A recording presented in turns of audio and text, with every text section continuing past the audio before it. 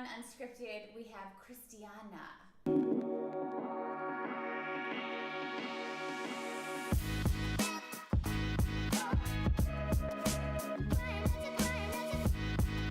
This is exactly where you need to come for credible life advice. You ask the questions, and we're going to answer them.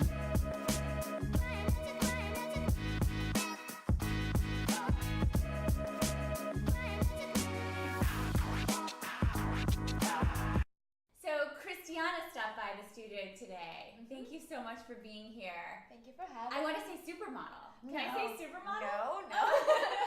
You can, but not a supermodel. All right, so for everybody who doesn't know who you are yet, I want you to tell us a little bit about yourself and your journey, and probably you know why I pinged you to be here.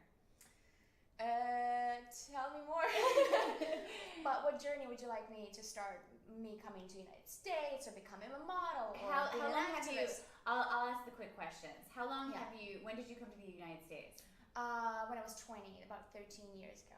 Why did you come here? With my mom, we just moved. I think I wanted to move to the United States since I was like a little girl, so that was the goal. But my mom, she got married, so I came with her. Yeah. Okay, so she married an American guy. Yeah. And did you guys come right to New York City? No, we went to Hawaii first. Oh my So I lived in gosh. Hawaii.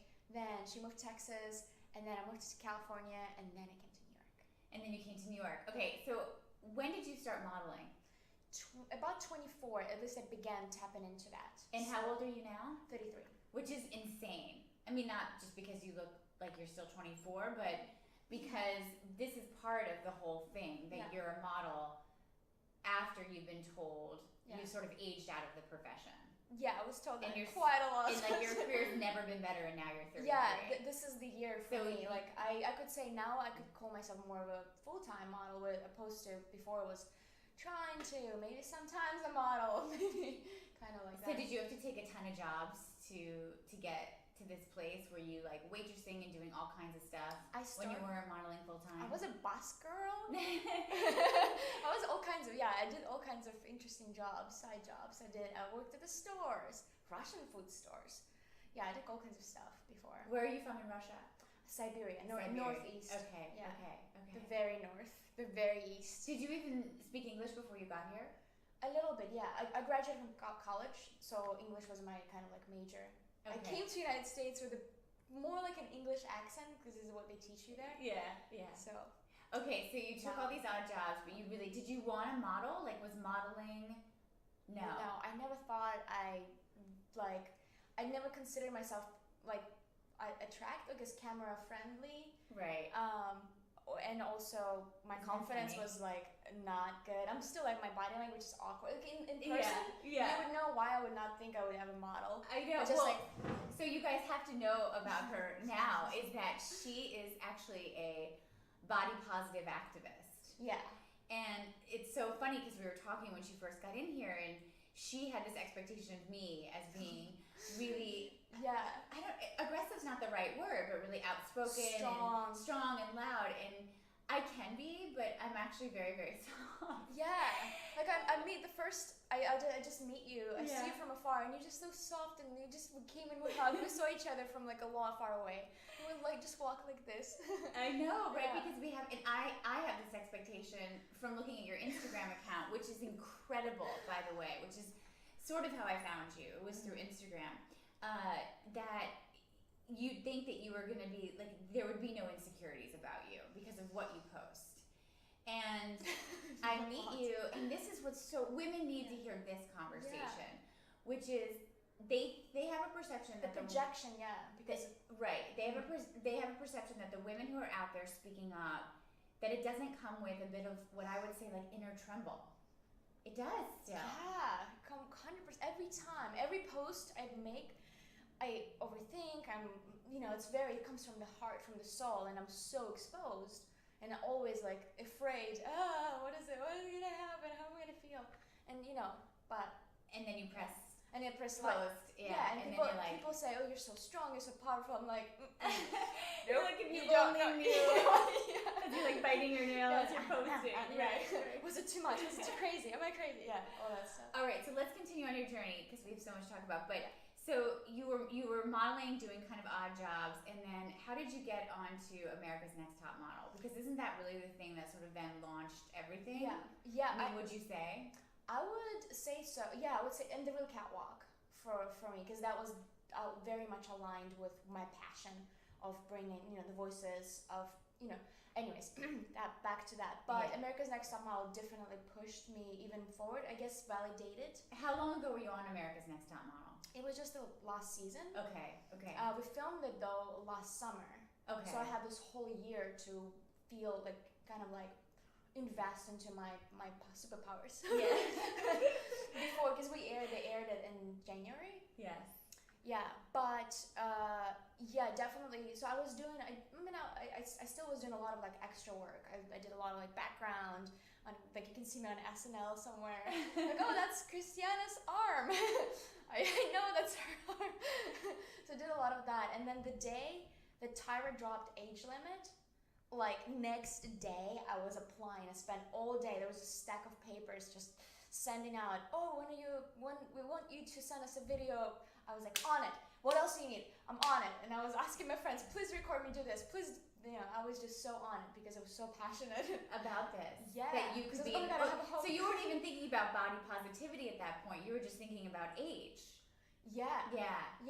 Well, because I knew Tyra did not. I knew that there was a curve model that won, I think, cycle 10. Right. So there was a Tyra is very open to sizes for sure. But the age was more just in general more difficult in the industry. So I know we're breaking it down the past couple years. So yes, and then I was in that movement. I know. Someone once said to me, like, could you model like I'm 42. Yeah. And I was like, I think my days are done. But maybe we're saying they're not. No, they're not. That's the whole thing. Right. Because everything's changing. Just get you in cool new whole new thing going on. Okay, wait. So then what happens? So you how does it go when you're on America's Next Top Model?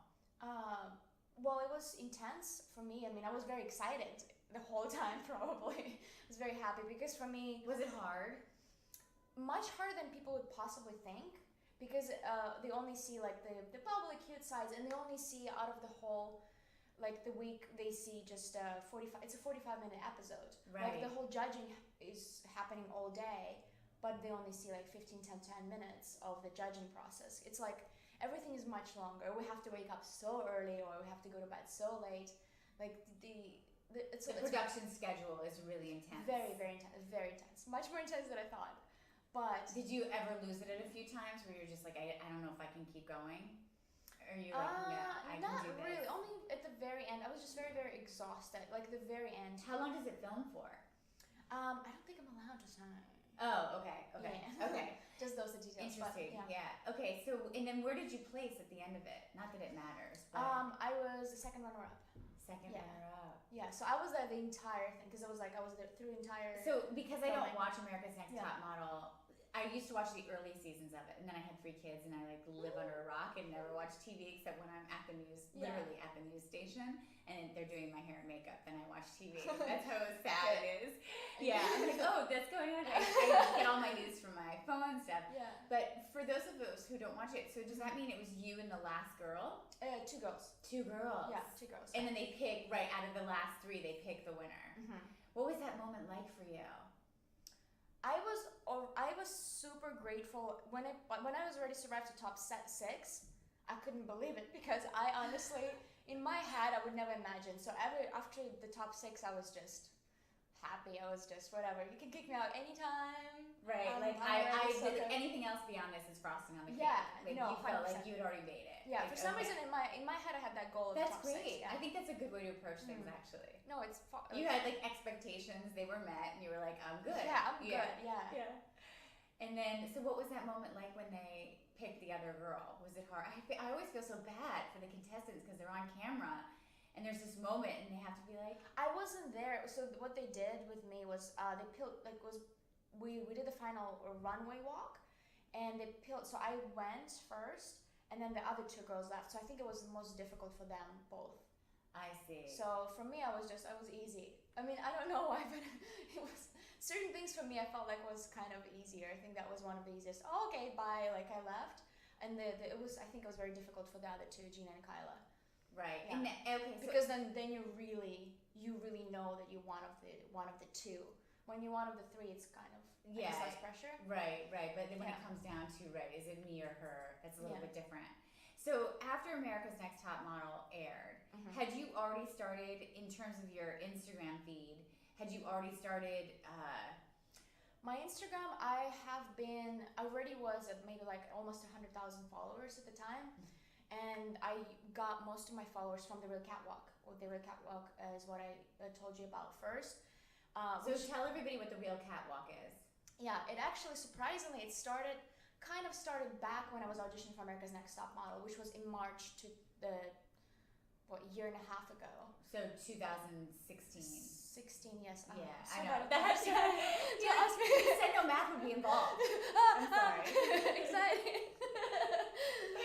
But they asked us to record. So the request was record yourself in a lingerie or bikini, walking in an unusual place. Oh. Which I was like, was this another contest for the catwalk? No. What is this for? No, that was just something that's before The Real Catwalk. I see. They asked us to just submit your runway walk so we can consider you for America's Next Top Model. Oh, I see. Okay. So I was like, an unusual place, sure, Times Square. I'm in New York. Let's surprise them.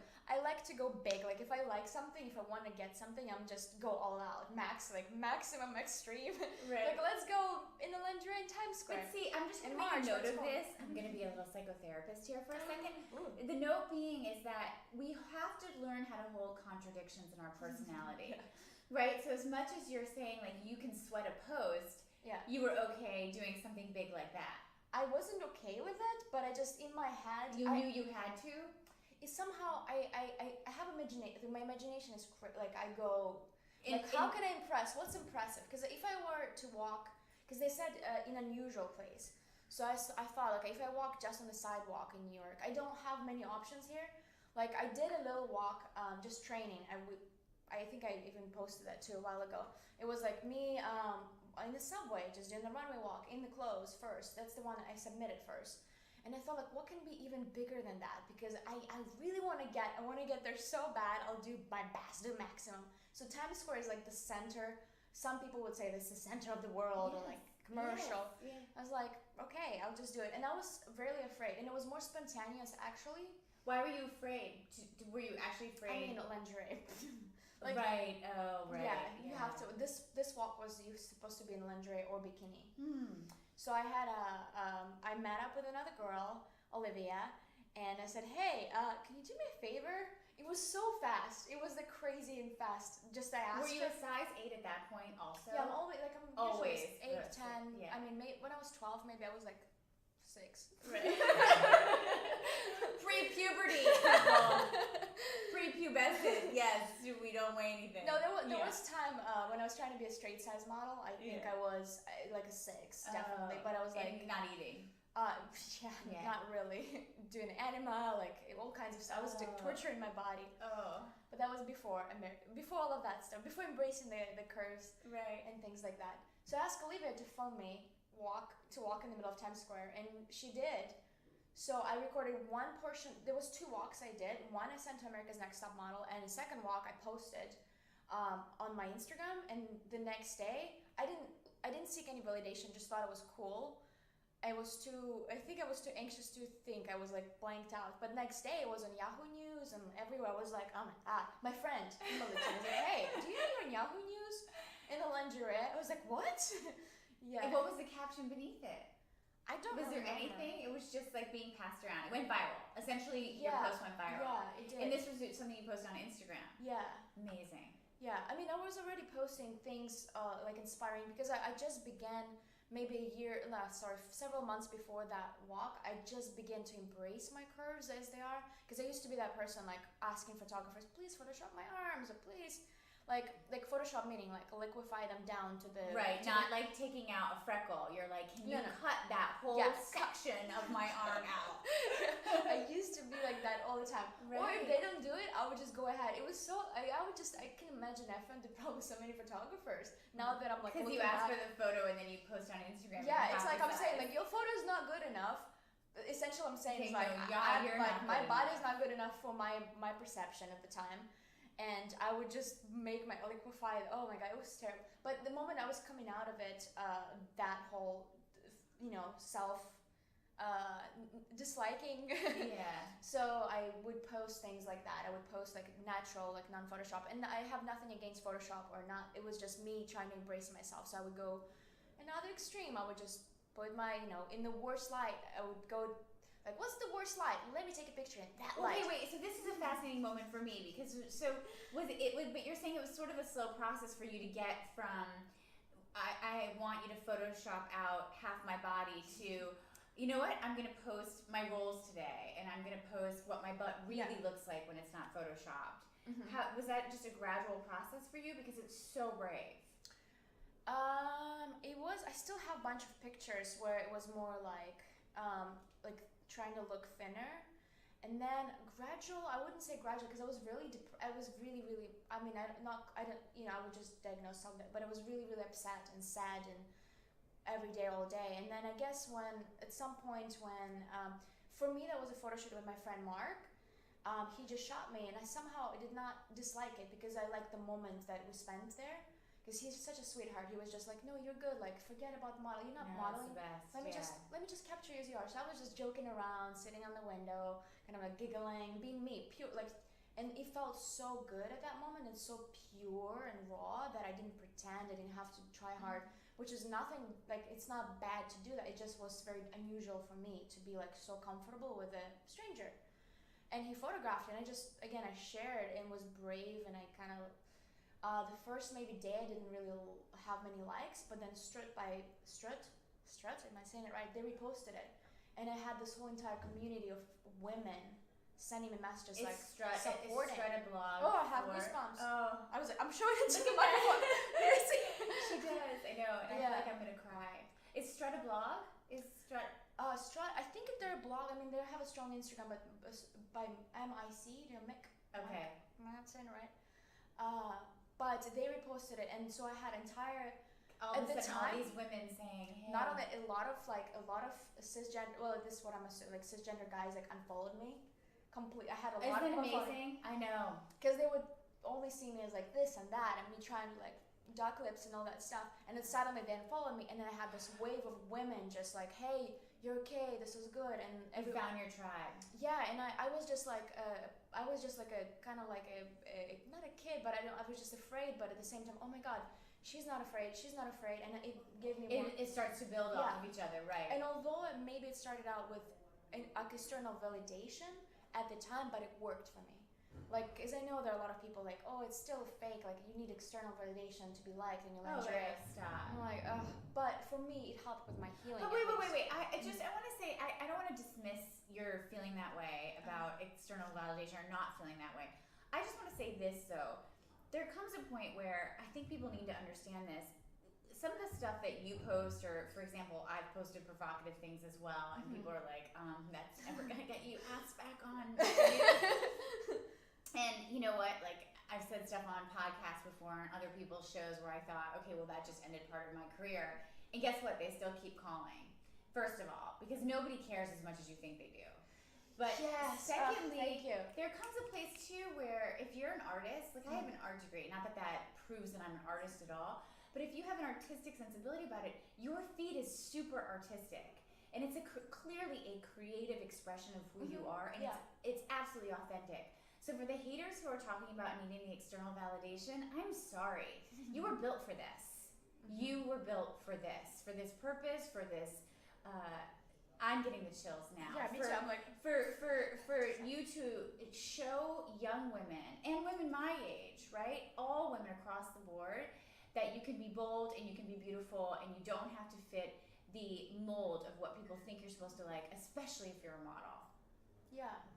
And it's intelligent. It's in a highly intelligent feed. So I found you because I knew somebody who was a plus size model. Again, we were joking because when these like plus size girls come in here today on the show, we have what got published on the podcast today was Claire Fountain, and she came in and she was one of the first yoga influencers, and she's considered bigger. I saw her and I was like, oh my, are you joking? And the same thing with you. Like, there's nothing. Not to say if you were size 22, it would matter to me and not. It just always like. What we see on the feeds or on television or on the camera does not represent what we actually look like in person, and it can go either way, right? So okay, so where are you at now? Like, what is the most important thing that you want to get across now to your audience? What's the message? It's like embracing the truth. It's not even just knowing, like you might not even know exactly who you are, but this journey and accepting that it's okay, ups and downs, and I have all kinds of ups and downs, and just embracing that and being okay. Sometimes it's not gonna feel like it's okay, but kind of like okay that it's okay to not feel okay. Is it too crazy? No, I love that. The idea of what I say is that you have to play your entire emotional range as if it's a grand piano. Yeah. That some days you're not okay and some days you are, but surrender to that experience is what you're saying. Yes.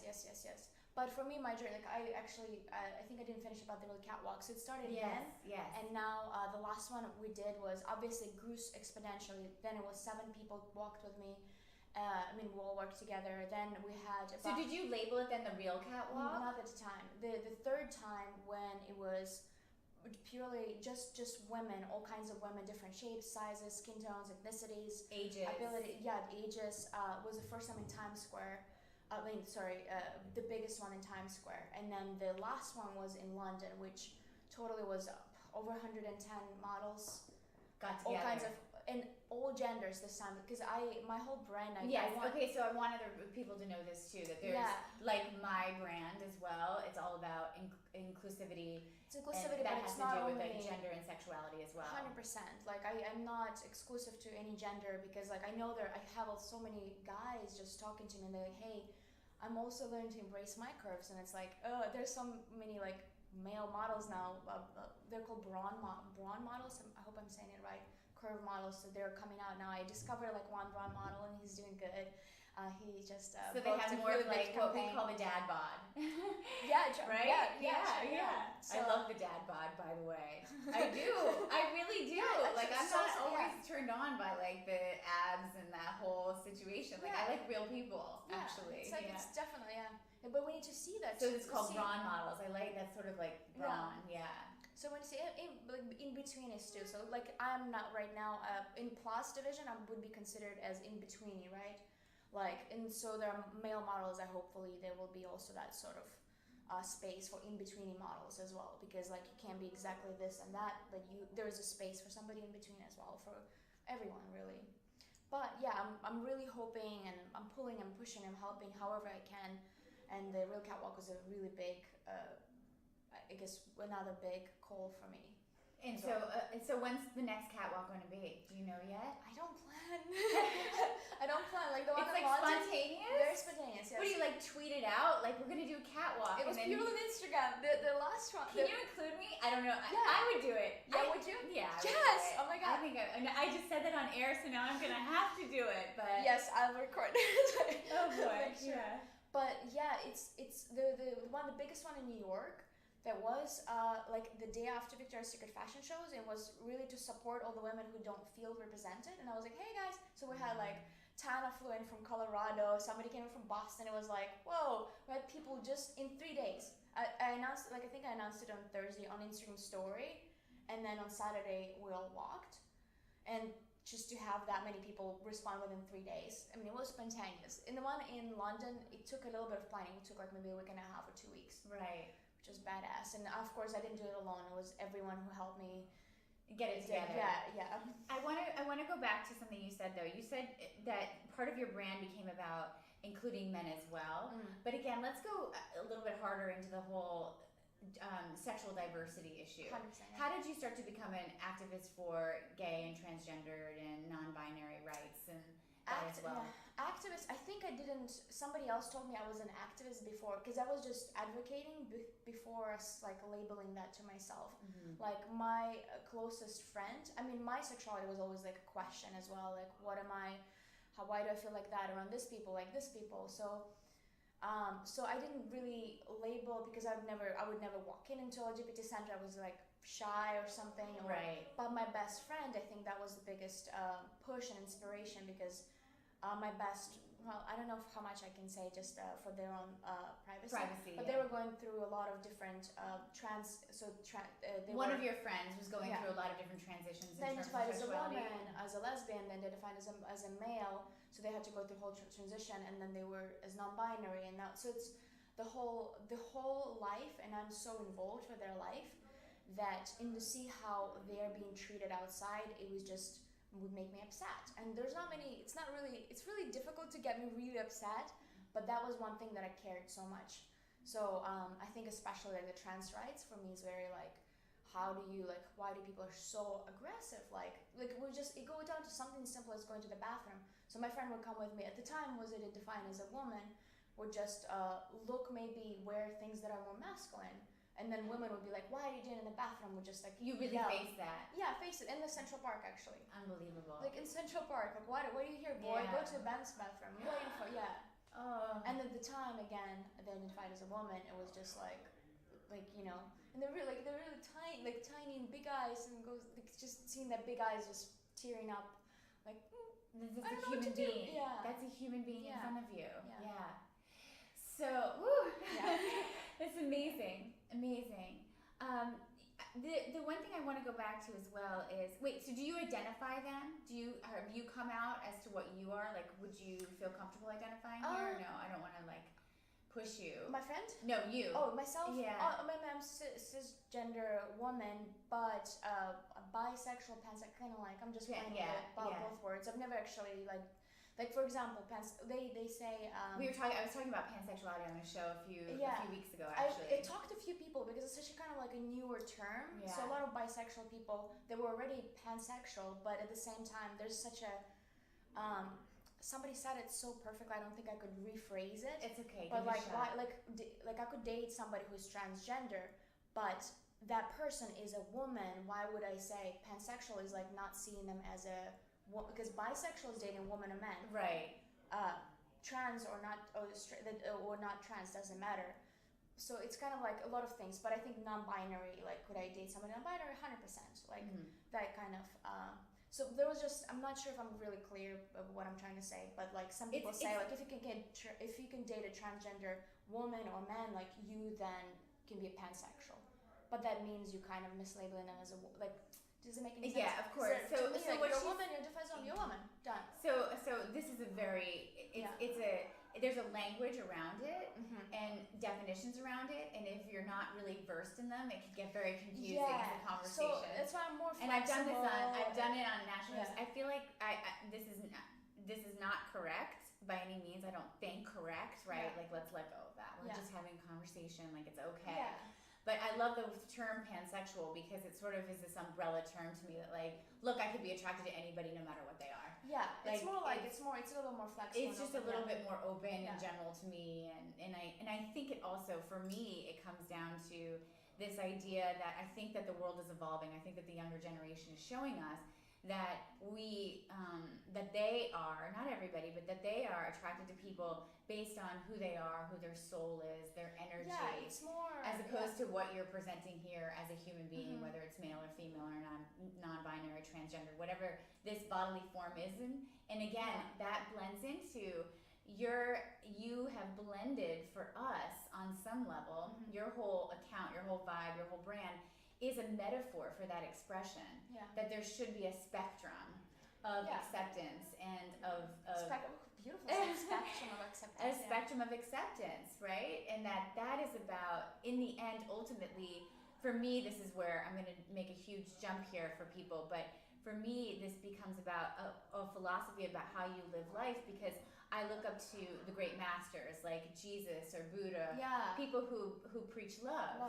And so love doesn't necessarily get defined by there's looking no box. at There's no Box. box. We're back. In the box. We're back in the box. Back in the box. So as a psychotherapist, I tell my patients, or when I used to see more patients, that they were in the box. Like, come on, we're in the box, which is a little bit of a sexual But I like connotation. that, yeah. Probably inappropriate, I like but I love boxes it. are fun, Like, but as long as we know to get out of them. Well, like, and it's a safe space, yeah, it's a safe right? We've space, created a safe space. We're in the box, and we're like duking it out, kind of spiritually, intellectually, emotionally. Like we're in the box. We're in it, and then you can kind of step out of the box after the treatment's over. Yeah.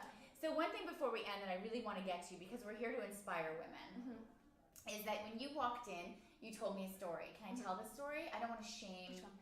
I don't want to shame the makeup artist. Oh yes, 100%. Yes, I hope they're listening. Can we talk about it? Sure, let's talk about. Yeah, that's a good one. Yeah. Okay, so she came in and she told me the story where yesterday she was at a modeling shoot and a makeup artist wasn't necessarily using a sanitary method of putting on eye makeup and was going from one woman to the other using the same brushes. Yes. And you spoke up, and then it got weird on set for you. Yeah, and it happened a few times. And you felt really bad. Like you came in and you were like, I'm still carrying this energy. And we talked about how funny it is that there's times where, again, people look at me now and they say like, oh my gosh, you're this activist and you're not afraid. And I'm like, what? But where I want to come out in this conversation is that I've had now that I'm meeting people in studio, I've had so many women come in here and express the same thing. Because I'm like, wow, you're amazing. And they look at me and they're like, oh God. And like inside, I have the trembles. Like what I call like, I'm sort of trembling inside. Like this isn't easy for me to be brave all the time. I think first of all, that speaks to our humanity. It speaks to our complexity as human beings. But I said, ultimately, and I'll have this conversation with people till the cows come home because I'm here to serve. But I really do feel that I'm becoming intellectually uninterested in the conversation. In the sense that for myself, we have to move beyond it. So I'm not sitting there worried about every single post or everything I say, that I'm out there in front of people, inspiring them and not apologizing for it. Yeah, because I don't have the bandwidth or the time to sit and fret. How did you learn to Great question. It's these conversations. So as a psychotherapist, 80% of the work that happens in a room with a psychotherapist isn't what I say back to them. 80% is just hearing yourself speak. And I'm listening to myself. I was actually at a cocktail party recently, and a couple women were around me, and they're saying, you're so brave. And I started being self-deprecating. I started talking to them about how anxious I am about some things that I do. And I walked out feeling really crummy. I feel like I overexposed myself, and I was like, I'm already overexposed. Oh my God! Oh, okay, tell me more. Brene Brown calls this like the overshare hangover. I don't know the exact words she used it the first time she did a TED Talk. She was like, the next few days she like didn't leave the house because she was like, I way overshared. And so I sort of started to feel like weird, and then I was like, you know what? No, like I'm not owning my shit. Like I am not owning it, and why am I doing that? Why am I placating to some idea that I don't have a right to use my voice if I'm sitting here speaking up on behalf of women and their voices and the gay and transgender community and body activists? Like I'm doing this, but why am I apologizing? And this is a shout out to Rachel Hollis. Rachel Hollis's next book is Girl Stop Apologizing. She is a New York Times bestseller right now called Girl Wash Your Face. And I just think that's a great title. Like I always see these titles, I'm like, damn, they're getting it, and it's so important. But it was through these conversations where I had enough of them, where I was like, I don't need to do this anymore. Like I'm just gonna move beyond this. Have you ever had something that you might have exposed, but easier said than done, changed your opinion later? Oh yeah. So how did you transition to that when you felt like, oh, I've overshared, and then maybe actually I don't agree with that? Well, I've also had the same experience where, especially when I do work on shows like Fox, where I feel like I didn't stand up hard enough. Part of that is because I get death threats and I get a lot of backlash for the things that I say when I'm on national television, on a network like that. And I understand that that comes with part of the package there on some level. We're working to change that as women, right? Yeah. This like microaggression or macroaggression that we face when we say something, right? But I have walked away looking at the activists that I know who have a stronger voice than I do, that I feel like have a stronger voice, and going, damn, why wasn't I more forceful there? So it goes both ways. God, at some point point, like you have to just say what you're going to say and then move past it. And there has to be room for people to go back and say, my opinion's changed on things a little bit. Did you have an experience where your opinion changed? I mean, all the time. Sometimes it's just I would post something. I would be so passionate about it. I would spend hours crafting, writing, creating, photographing in a certain way that I want to, and then I go back and I'm like, maybe I didn't mean it that way, but it sounds like it was just look from all this perspective. Yes. Okay. I have one thing that I recently did with Instagram too, which is so weird because you're kind of going back to a diary of your life on some level. Yes. I went back and I got rid of all the emojis. Like I got rid of all the. I'm not an emoji girl. Guys who send me, like people I'm dating, if they send me an emoji and even as if they're over 50, like I just don't think it's hot. Like, I don't need like. Are those like weird gifs where they're like they make it look like who you are? It's like a cartoon picture, and they're like cow, and I'm like that's not hot. I'm sorry.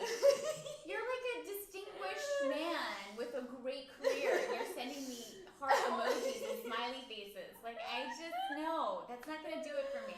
I'm sorry. I'm not coming out about this. I've never come out about this. God. But and then I love was it. like, Please send us love. Okay, we need some hearts over there. Send us hearts. So this is the thing. So then I was like, okay, well, I don't know. Like I just went back and I was like, this wasn't me. Like someone told me do emojis, so I did, and I was like, that's. Like, I just started going through them, and there's definitely like posts you look at and pictures that you archive where you're like, yeah I'm over that, or like maybe that wasn't a great one, or it's not representative of who I am now. But I think you also have to be careful because I also love how it's shown how I've evolved as a human being, and I want us to remain really authentic. Damn, if I'm not authentic, I'm nothing. Yeah. Right. And I always, and I have to say, being a psychotherapist really helped me be authentic or live my most authentic life. Sorry, I'm going to like do a little Oprahism here. Because I couldn't be helping people achieve their own authenticity without living the truth. Mm-hmm. I felt like you'll never feel like a bigger fraud if you're a psychotherapist and you're telling people to work on their marriage, but your marriage is a total disaster and you're not working on it. Yeah. Right? Not that my marriage was ever a disaster. I am divorced, but it was a very quiet ending. But part of being in the room, in the box, was me learning about myself. I am so grateful to all the patients I ever saw in my office because they taught me a million things more about myself than I ever taught them. It's a give and take. Yeah. It's really How did you lives come like a to really the beautiful. How did you come to the journey? How did you start? Well, how did How you did wake up I- and say like, oh my gosh, I'm gonna do I this. want to help people? It never felt like a choice. It never felt like a choice. It just is. Yeah. I'm very lucky that way. There's lots of things in my life that I haven't been able to figure out that have been more difficult for me. What I was going to be or do with my life. And do things happen as quickly as I want them to? No. Are there still a few things on the bucket list I haven't reached yet? Absolutely.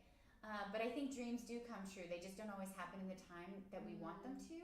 But I really believe that I've seen that enough in my life. So it never felt like a choice. When you become a writer or you get an art degree, for most people, and then become a social worker, it's not like financial planning, right? Like it's a you're not doing it for the money. You're doing it because it's a calling. Yeah. Because as my mother says, it's a vocation. It's not a profession, it's a vocation. It's more like being called into the ministry, for sure. I like it. So my mother is an oncology nurse. She treated cancer patients for over 40 years, and she was 76 years old, and she was told she had to stop working because she came down with stage 4 leukemia. And so the morning that she was told she had to get off the floor and stop nursing full-time, still at 76 years of age, she was getting chemotherapy and a blood transfusion basically that night on the same floor where she worked for 40 years. And that was a year ago. And they told her she had only a few weeks to live. The people who follow me know this, and here she's still going a year later, which is pretty amazing. But we've talked a lot about this, like why do you do what you do? And the best way to describe it, it just never felt like a choice, but I don't fall far from the tree. She felt the same way about nursing and being with people.